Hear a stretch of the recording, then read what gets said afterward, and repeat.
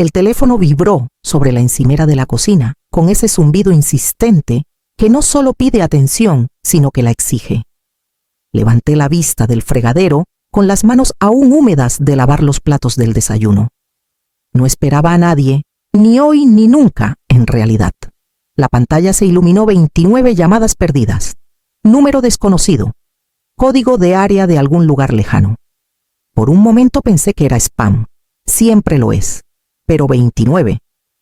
Me sequé las manos en el borde de mi suéter, tomé el teléfono y abrí la pestaña de mensajes de voz. Mi dedo dudó sobre el botón de reproducir más tiempo del que me gustaría admitir. La voz era temblorosa, masculina mayor. Familiar. Mamá. Soy yo. Es Emiliano. Me quedé helada. Sé que esto es un shock y no te culpo si cuelgas. Pero papá tuvo un infarto. Es grave. Está en cuidados intensivos. No sé si lo logrará. Hubo una pausa, respiración o culpa o ambas. Clara ha estado preguntando por ti. Tiene 12 años ahora. Quiere conocer a su abuela. Por favor. Solo devuélveme la llamada. El mensaje terminó, pero el silencio que dejó resonó más fuerte. Dejé el teléfono como si me hubiera quemado. Emiliano. El nombre pesaba en mi boca incluso sin pronunciarlo. Mi hijo, que no me había dirigido la palabra en 2 décadas, de repente recordaba que existía. Y no solo él tenía una hija. Clara. Una niña con preguntas. Una niña que no sabía que la respuesta podría deshacerlo todo. Me quedé allí un largo rato mirando por la ventana sobre el fregadero. La calle abajo estaba tranquila, el perro del vecino acurrucado en el porche de enfrente. Nada había cambiado, excepto todo. Fue idea de Emiliano, o al menos así lo presentó. Me llamó una semana antes de mi cumpleaños, su voz cortante pero educada. Pensamos que te gustaría una pequeña aventura, dijo. Algo diferente. Solo tú, yo y Valeria. Un día en la Ciudad de México. Sin compromisos, sin estrés. Solo tiempo juntos. No pregunté por qué. Quería creer que lo decía en serio. Que tal vez, después de toda la distancia y el silencio entre visitas, estaba intentando remendar algo. Mi hijo se había vuelto más callado después de casarse con Valeria, más cuidadoso, con sus palabras menos abierto en la mirada. Aún así, la esperanza es terca. Me dije que podía ser la madre que él querría tener de nuevo. Si tan solo aparecía, me mantenía callada, sonreía lo suficiente. Salimos temprano justo después del amanecer. Valeria manejó.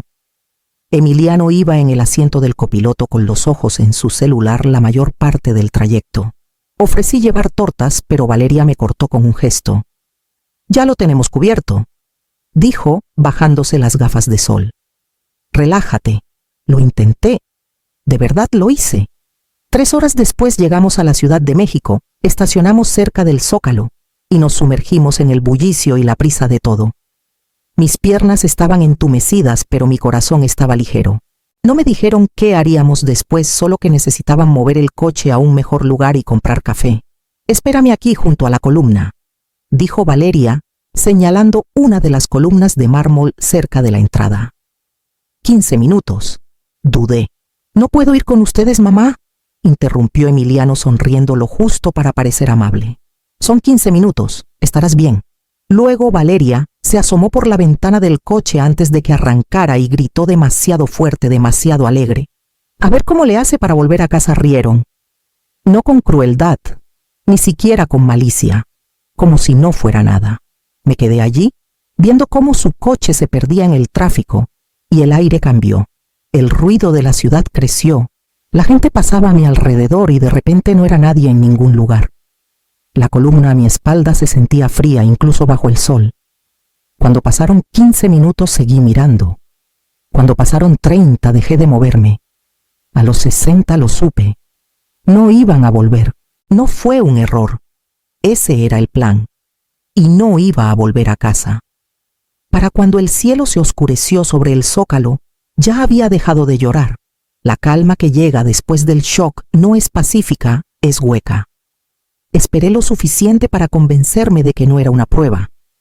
Nadie me observaba desde lejos. Ni cámaras ni revelaciones ocultas. Realmente me habían dejado. Caminé. Al principio sin rumbo, luego con más intención siguiendo las señales, hasta que encontré una pequeña terminal de autobuses escondida detrás de una fila de puestos de tacos y casas de empeño. El vendedor no hizo preguntas. Le di mi identificación y un puñado de pesos y compré un boleto de ida a San Miguel de Allende. No pensé. Solo recordé un verano hace mucho cuando tenía 18 años y fui feliz durante 3 semanas enteras en un pueblo que olía a mezquite y lluvia. Eso fue suficiente. En San Miguel encontré un cuarto en el sótano de la casa de una viuda mayor, húmedo, sin ventanas, barato. Pagué en efectivo y dejé la llave en el porche cuando ella no estaba. Después de 2 días compré un celular de segunda mano a nombre de otra persona. No llamé a nadie. No dejé mensajes. Borré cada contacto, cada foto.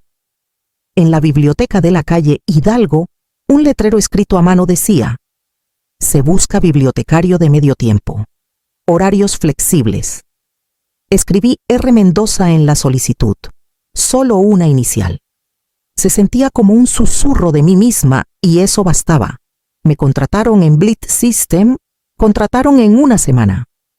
Organicé libros, manejé el mostrador, dirigí un grupo de cuentacuentos, aunque mi voz temblaba al leer en voz alta. Nadie preguntó por mi pasado. Nunca lo ofrecí. Por las noches caminaban hasta el lago y me sentaba sola, dibujando escenas que apenas recordaba Emiliano de niño en el columpio. Las cortinas azul pálido de nuestra cocina, la curva de la sonrisa de Valeria antes de que se convirtiera en otra cosa. No sabía en qué me estaba convirtiendo, solo que no era la mujer que se quedó junto a esa columna esperando ser recordada. La dejé allí. No me siguió a San Miguel, pero el silencio que dejó sí lo hizo. Al principio no conté los años. El tiempo ya no se sentía lineal, se deshizo como un hilo suelto que flota sin rumbo.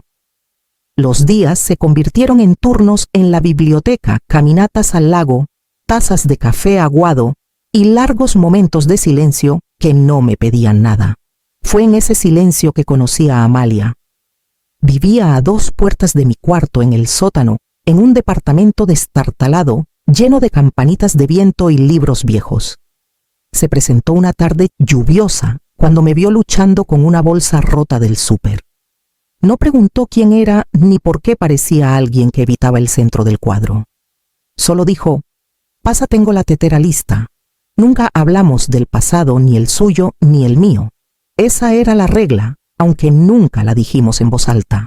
Era enfermera jubilada con un sarcasmo suave que me hacía reír antes de darme cuenta de que aún podía. Con el tiempo me mudé al departamento de al lado. Era pequeño, pero tenía una ventana de verdad.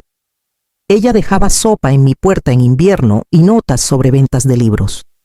Yo le dejaba tulipanes del mercado y recogía sus medicinas cuando sus rodillas le daban problemas. Por las noches, cuando el pueblo se recogía, sacaba mi cuaderno y dibujaba la estación. Siempre el mismo ángulo, los arcos del zócalo, el reloj del vestíbulo principal, las multitudes borrosas como manchas de lápiz. A veces dibujaba a Emiliano de niño, balanceando las piernas en un banco. A veces dejaba la página casi en blanco, el vacío más ruidoso que cualquier línea que pudiera trazar. No sabía si esto era sanar o solo resistir. Dejé de sobresaltarme cuando alguien decía mamá demasiado alto en la biblioteca. Podía pasar junto a una madre y su hijo en la calle sin ahogarme, pero aún no podía decir su nombre en voz alta. Ni una vez. Aún así los dibujos seguían saliendo. Una noche Amalia miró por encima de mi hombro entrecerrando los ojos ante el último. No preguntó qué era. Solo tocó mi brazo suavemente y dijo: parece un lugar que dejaste, pero tus manos no. Tenía razón. Incluso con los años algunos lugares se quedan dentro de ti, esperando en silencio la voz que los despierte. Nunca vi cómo lo contaron, no de primera mano, pero con el tiempo a través de viejos vecinos y un primo lejano que aún enviaba tarjetas de Navidad, aunque dejé de responder, me llegaron pedazos. Emiliano dijo que tuve una crisis, que me fui del zócalo sin decir palabra, que me perdí, que no me encontraron, que rechacé ayuda, que siempre fui frágil. Era una historia fácil de creer. Una mujer callada desmoronándose en una gran ciudad. Una familia sorprendida. Un hijo llorando por una madre que simplemente se esfumó. No mencionaron lo del café. Ni las risas, ni la voz de Valeria cortando el aire como un desafío. Para cuando Clara fue lo suficientemente grande para preguntar por mí, la mentira se había endurecido en la historia familiar. Su abuela se fue un día y nunca volvió. Sin nota, sin explicación, solo desapareció. Era una herida que Emiliano dejó que ella cargara más fácil que la verdad. Que él le dio la espalda a la mujer que lo crió y nunca miró atrás hasta que el silencio resonó demasiado fuerte. A veces la imaginaba Clara pegando la oreja a esa historia como a una concha buscando escuchar algo más. Me preguntaba si alguna vez cuestionó por qué no buscaron más. ¿Por qué su padre no siguió buscando? ¿Qué le diría Valeria si es que decía algo? Las mentiras no se pudren solas, se calcifican, se asientan en los huesos de una familia y moldean cómo caminan por el mundo. Pero Emiliano no era de piedra. En algún lugar dentro de él, bajo la versión que contaba emparrilladas y cumpleaños, la verdad le apretaba el pecho como una astilla que no podía sacar. No necesitaba verlo para saber que estaba ahí. No se olvida el momento en que decides que la vida de alguien es desechable. No se olvida la mirada en su rostro cuando te alejas. Y Emiliano, mi hijo, había visto esa mirada. La dejó en el zócalo. Y no importaba cuántas veces contara la historia, sabía que aún lo seguía. Escuché el mensaje de nuevo esa noche sentada sola al borde de mi cama, con la ventana entreabierta dejando entrar el sonido del viento. Mamá, soy Emiliano. Sé que hicimos algo horrible, pero ella está preguntando por ti. Tiene 12 años ahora. La edad que tenía cuando desapareciste. Su voz se quebró al final como si intentara estabilizarse. Pero las palabras quedaron ahí temblando. Desapareciste. Esa fue la palabra que eligió. No abandonada, no dejada atrás. Desapareciste como si hubiera elegido desvanecerme en el aire sin hacer ruido. Pegué el teléfono a mi pecho y me quedé allí, congelada. Y entonces, como si los años se hubieran desvanecido en un instante, comencé a llorar. No eran lágrimas suaves ni dignas. Era el tipo de llanto que viene de un lugar antiguo y profundo, de un lugar que nunca aprendió a soltar. Mis hombros temblaban y no podía parar. No quería. Amalia debió oírme a través de la pared. Tocó una vez suavemente antes de entrar. No preguntó qué pasó. Se sentó a mi lado con un brazo en mi espalda y esperó. Pensé que estaba superado, dije, finalmente con la voz ronca. Pensé que lo había enterrado lo suficientemente hondo. No respondió de inmediato. Solo me dio un vaso de agua y se quedó conmigo hasta que el temblor cedió. Tengo una nieta, dije, después de un rato, las palabras extrañas en mi boca. Se llama Clara. Amalia me miró con cuidado como si supiera que el suelo había cambiado. Dice que quiere conocerme. No dije más esa noche. No necesitaba hacerlo. La grieta se había abierto y algo se filtraba. No era perdón, todavía no, pero algo más antiguo sin terminar. A la mañana siguiente me encontré de pie frente a la ventana de la cocina otra vez, como el día en que llegó la llamada. La luz caía sobre la encimera de la misma manera.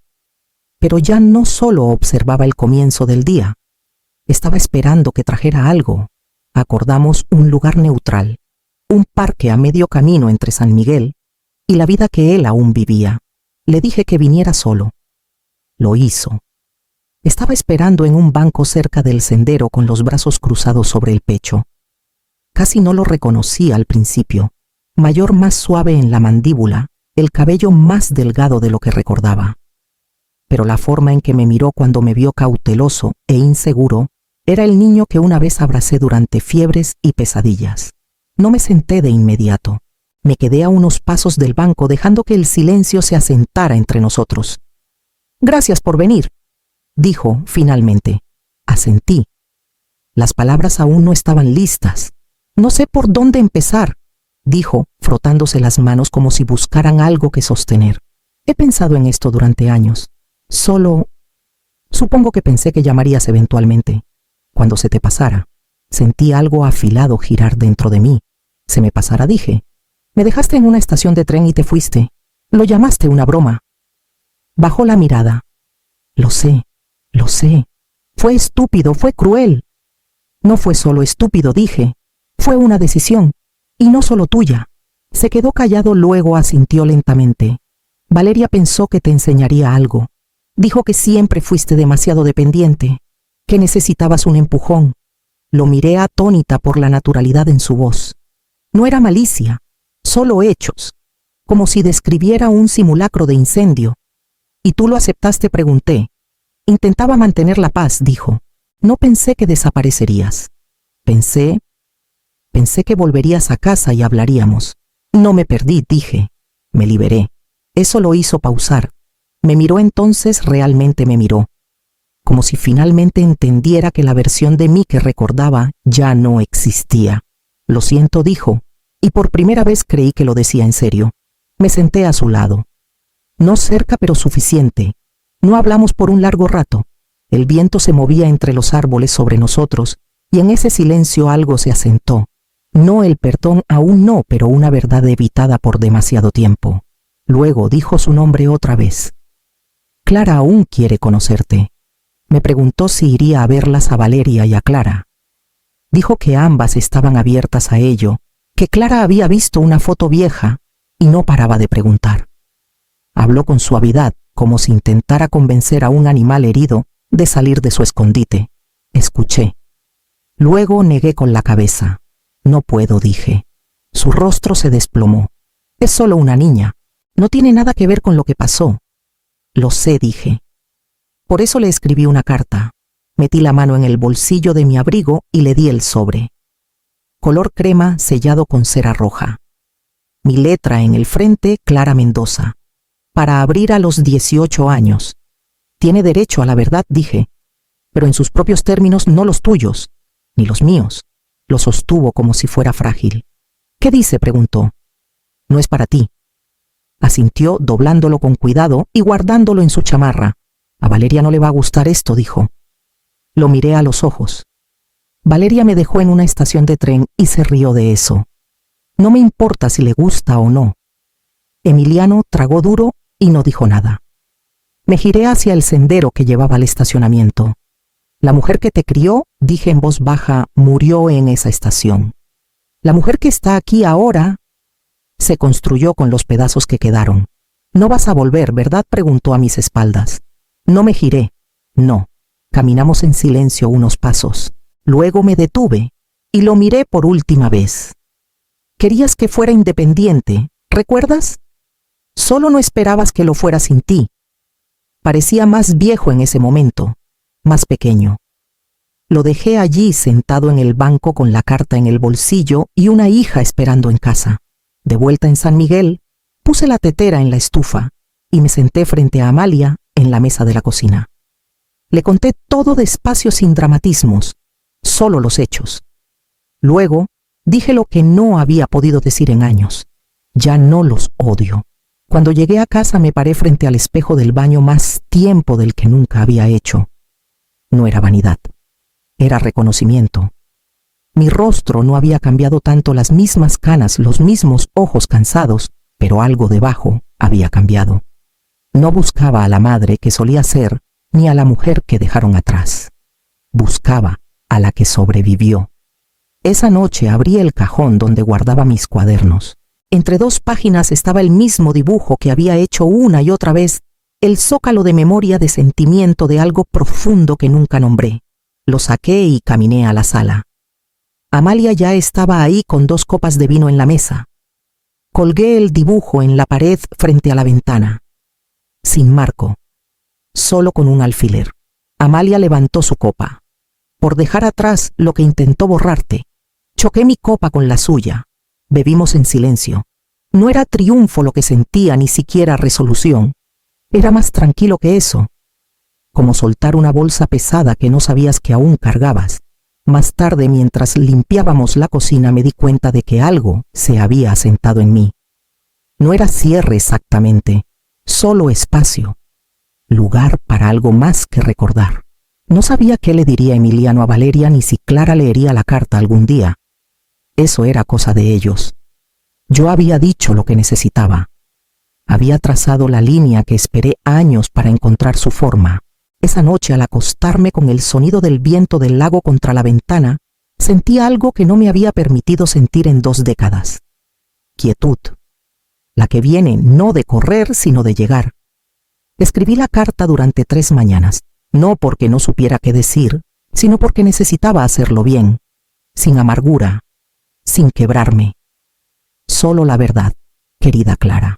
No me perdí ese día. Fui descartada, pero encontré mi camino, solo no de vuelta a ellos. Si estás leyendo esto ahora, eres lo suficientemente grande para decidir qué tipo de familia quieres. No te diré qué sentir, no te diré a quién culpar. Solo sabe, nunca dejé de preguntarme quién te convertiste. No fuiste olvidada, no fuiste no amada. Fuiste la única pieza de ese viejo mundo que quise conocer, pero no pude atravesar el fuego para llegar ahí. Así que te dejo esto ahora por si algún día te sientes sola en tu propia búsqueda. Con cariño, Irene. La sellé con cera roja, presionando el borde de mi anillo, como hacía mi madre con las cartas familiares. Había algo ceremonial en ello, algo final pero suave. Nos encontramos una vez más. Emiliano esperaba fuera del departamento de Amalia, con las manos en los bolsillos de su abrigo. No habló cuando salí al porche, yo tampoco. Le di la carta y asintió una vez. Fue suficiente. Luego volví adentro, donde la tetera estaba calentándose y la luz de la cocina no había cambiado.